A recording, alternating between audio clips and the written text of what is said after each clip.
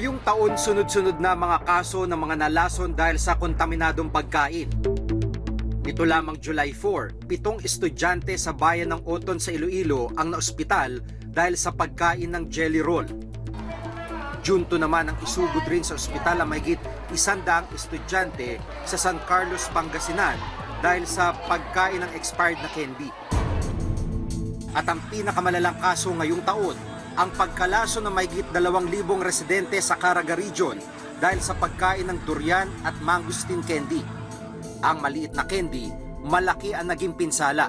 May nagbenta sa amin, puro babae. Sabi niya, pang tuition lang daw. Kaya kami bumili. Mabigat yung ulo ko. Nahilo na lang ako bigla.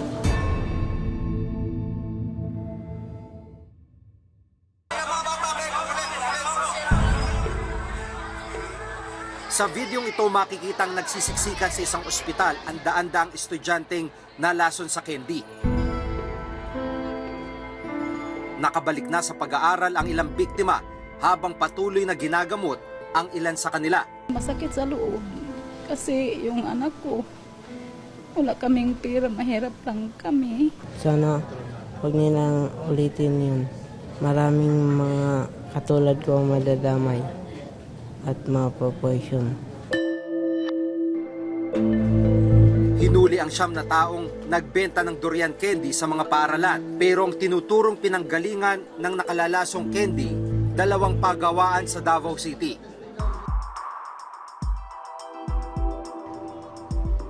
Una naming pinuntahan ang paggawa ng Wendy's durian candy. Pagdating namin sa lugar, sarado na ito at may mga paskil sa labas. Nabutan namin ang may-ari na si Ian Aquino. Wala nakikita eh. Ito lang talaga yun. Ito lang talaga negosyo namin. Tinitiyak niyo po na malinis, walang nakakalason, doon sa candy. Sino ba tao magpalason? Eh paano ho nung nagre-reklamo na? Marami nang nagre-reklamo na ano daw sila, na food poison. Paano ho kayo nag-react nung mga panahon na yun? Bakit nagkaganon? Na sa iba lagi, wala man, nakakain gani yan. Yung mga dito gani, wala ging hindi nalason. Eh doon lang yun namin. Ginaripak nila kasi mami. Yun lang. Ayon sa may-ari, bulto-bulto ang in-order sa kanila ng mga retailer nila sa Surigao del Norte, Surigao del Sur, Agusan del Norte at Agusan del Sur. At maaaring sa pagre-repack raw nagkaroon ng kontaminasyon. Pero sa imbestigasyon ng Food and Drug Administration o FDA ng Davao, hindi compliant sa food manufacturing practice ang paggawaan ng Wendy's durian candy. Wala ring license to operate mula sa FDA ang kumpanya. Base ho sa aming investigation, wala hong source of water mismo sa production area. Malfunction po yung faucet nila. So kaya ho kumukuha pa sila ng tubig sa labas ho ng production area. Marami ho kasi talagang marami ho tayong angle na titignan para masabi nating may contamination ang isang produkto. So isa lang po yung source of water, yun hong source ng raw materials, yun pong mismong pagpaprocess. So ito po yung dalawang containers ng confiscated na durian, mango and mangosteen products na nakuha ko namin or na-confiscate ho namin sa JJCM Food Products. Mula dito ma'am, saan ang tuloy nitong dalawa? Most likely po for destruction ho to. Ayon sa pagsusuri ng Food and Drug Administration, kumpirmadong nakontamina ng Staphylococcus ang mga naturang durian candy. Nakita ng pathologist namin si Dr. Lim Tangkoy na it was a staphylococcus siya. So it's more sa bacterial. It could be sa handling, preparation ng food. Pwede siya yung parang yung expired na rin, pero it's more sa hygienic na practice nung nag-prepare. Bukod sa JJCM Food Corporation Durian Candy, pansamantalang ipinatigil rin ng Task Force Durian ng PNP Davao ang operasyon ng Blessis Durian Candy. Posible raw kasi na kabilang ang kanilang produkto sa lumason sa mga residente ng Caraga Region. Tumangging humarap sa kamera may-ari ng Blessis Durian pero iginit nilang malinis ang sistema nila sa paggawa ng candy at kumpleto sila sa business permit. Bukod sa kontaminasyon, naging mainit na issue din ang bentahan raw ng peking produkto sa merkado, gaya ng di umano'y fake rice. Una itong napabalita ng magreklamo sa National Food Authority ang mag-asawang nakabili umano ng synthetic na kanin mula sa isang karinderya. Hindi raw nila naubos ang kanin kaya ibinalot ito sa plastic at inilagay sa refrigerator. At makalipas raw ang 2 araw, nagmistula raw styrofoam ang kanin.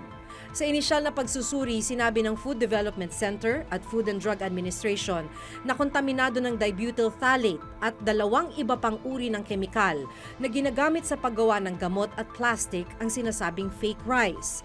Di man agad nakamamatay, nakasasama pa rin sa kalusugan kung pangmatagalan itong kakainin. Sinimulate natin using, in-approximate natin including yung material na ginamit niya, pati yung bigas na ginamit niya. At bukas isasubject natin, isasubmit natin sa Ateneo for lab tests. Sinadya ng Reporter's Notebook sa Davao City ang bigasan kung saan daw nabili ang sinasabing fake rice. Nakausap namin ang may-ari ng tinuturong bigasan, si Noel Canencia. Nagbebenta ba kayo Hindi ng talaga, kontaminado? never talaga. Kasi yung supplier ko naman, ang legitimate talaga. Malaking ano yan, malaking miller sa Tagum. Tsaka ito yung mga sako nila. Lahat ng bigas doon nyo. Oo, since July 13 ata, doon ako kumukuha. Doon sa Tagum. At saka imposible naman, ma'am. Sa dami kong customer dito, kahit magtanong kayo dito sa mga kapitbahay, bakit sila lang nakabili 10 kilos lang sa dami kong customer? O yung iba wala mga reklamo. Oo, ganun. Sa 6 na taon po na nagbebenta kayo ng bigas. Wala talaga. Ngayon lang talaga na-drag yung pangalan ko. Wala raw katotohanan ang ibinibintang na siya ang pinagmulan ng kontaminadong bigas. Yun yung teorya ng iba dito, sinisiraan ako, ganun, kasi malakas yung ano ko. Noong July 3, kumuha ang mga investigador ng mga rice samples mula sa tindahang ito. Pero lumabas na negatibo sa contaminants ang mga ito matapos isailalim sa lab testing. Ayon sa Special Interagency Task Force na binuo para imbestigahan ang di umano'y fake rice sa merkado, walang peking bigas sa Davao City. Nasabi raw nila ito base sa random sampling sa mga tindahan at bigasan sa Davao City.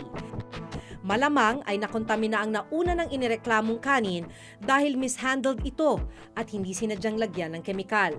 Duda ng mga investigador, ito ay dahil matagal binalot sa plastic ang kanin. Sa palengke tayo bumibili ng ating mga pagkain. Ang problema, may mga palengke na hindi naman kaaya-aya yung amoy pati itsura na hindi naman dapat. Dahil may mga regulasyong itinakda para panatilihing malinis ang mga lugar na pinagbibilhan natin ng pagkain.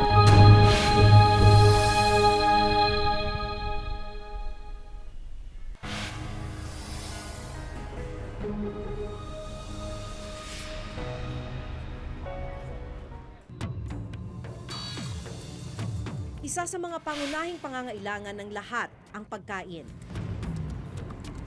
Pero minsan dahil sa matinding gutom, hindi na naiisip ng ilan ang panganib na dulot ng pagkain mula sa maruruming lugar. Ang mahalaga, malamnan ang kumakalam na tiyan. Gaya na lamang ng pamilya ni John Lloyd.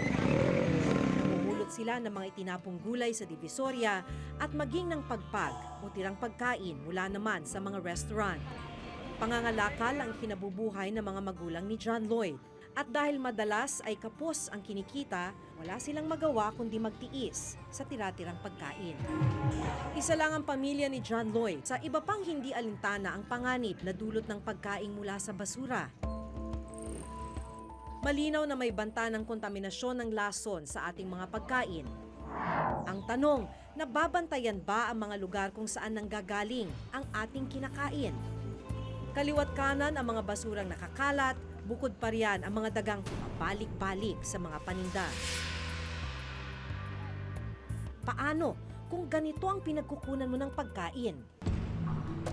Pinuntahan ng Reporter's Notebook ang 2 pinakamalaking palengke dito sa Quezon City.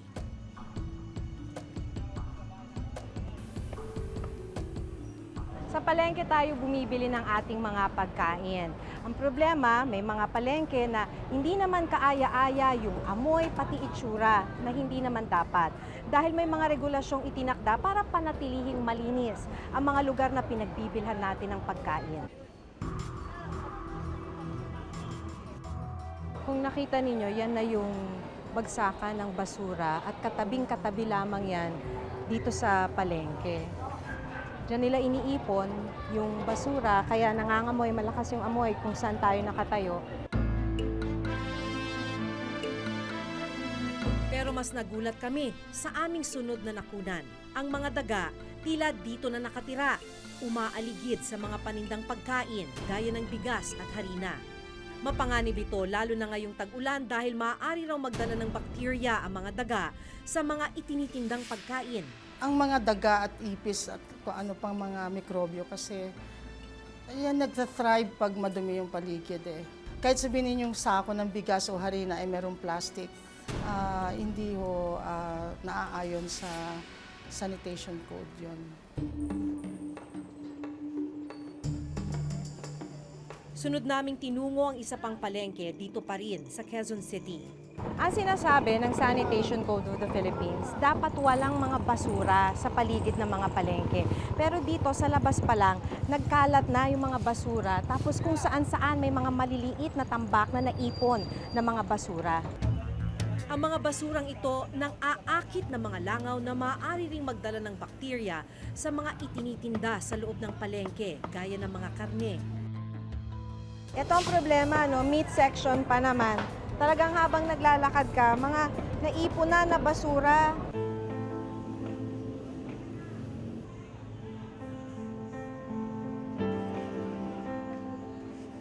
Mababaw, makipot, tapos nababarahan pa ng mga basura, yung mga drainage. Kaya lalong madumi itong nilalakaran mo sa loob ng palengkeng ito. Saan kayo nag-iigib ng tubig? Malayo po ba rito? Eh di, medyo madumi yung paligid dahil walang tubig na panlinis.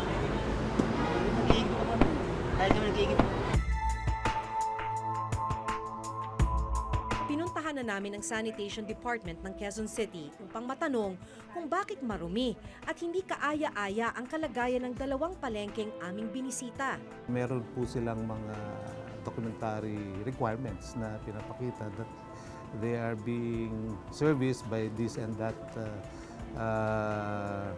pest control company. No? And sa dami po kasi na iniikot na ating mga inspector, hindi naman po na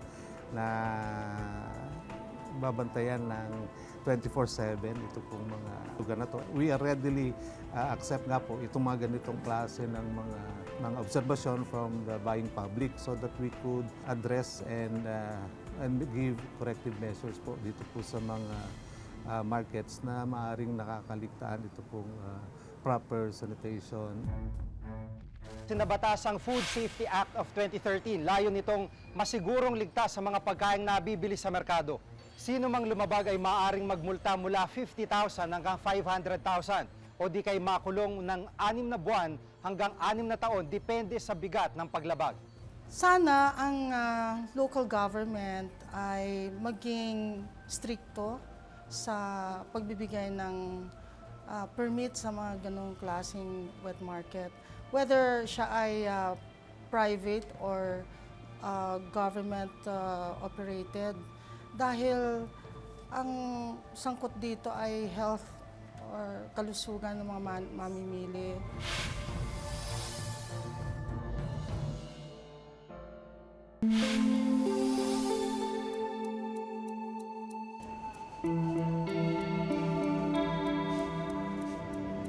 Mula sa palengke na aming binisita, hanggang sa mga pinagmulan ng mga di umano'y nakalalasong pagkain.